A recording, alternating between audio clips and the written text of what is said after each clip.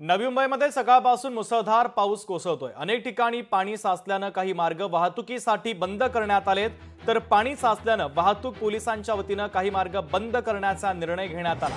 तर महापे सर्कलच्या सबवेमध्ये मोठ्या प्रमाणात पाणी साचलेलं आहे। सबवेमध्ये पाणी साचल्याने महापे मार्ग सध्या पूर्णपणे बंद करण्यात आलेला आहे। आणि या ठिकाणचा आढावा घेतला आमच्या प्रतिनिधी आकांक्षा देशमुख यांनी। पाहूयात।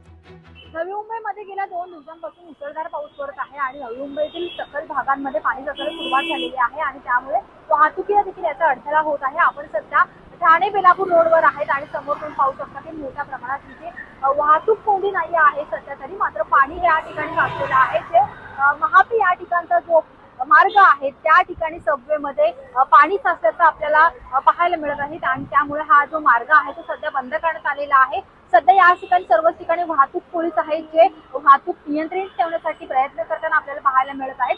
जोरदार पाऊस होता तर नवी मुंबईमध्ये सध्या कुठेही वाहतूक कोंडी नाही आहे आणि त्याचा दिलासा कुठेतरी नागरिकांना बसत आहे। मात्र अनेक ठिकाणी जो पाणी साचला असल्यामुळे कुठेतरी नागरिकांना त्रास होत आहे आणि त्यामुळे अनेक जे मार्ग आहेत ते वाहतूक पोलिसांतर्फे देखील बंद करण्यात आलेला आहे। त्यामुळे गरज असेल तरच घराबाहेर पडा असं आव्हान देखील वाहतूक पोलिसांकडून करण्यात आलेलं आहे।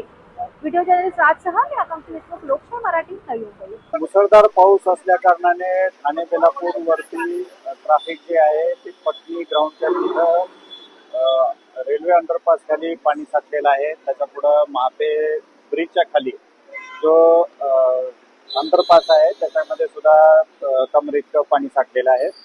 महानगरपालिकेकडून 4 पंप लावण्यात आलेले आहेत आणि अद्यापही पाणी ओसरलेलं नाही आहे।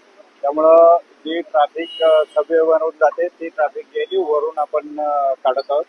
वाहतूक संत गतीनं आहे, कुठल्याही प्रकारचं वाहन बंद पडलेलं नाही आहे आणि महानगरपालिकेचा स्टाफ सुद्धा या ठिकाणी पाणी ओसरवण्यासाठी आणि पाणी आउटलेट करून देण्यासाठी सुद्धा मदतीला आहे। लोकशाही मराठी ऐका, पहा, जागरूक रहा।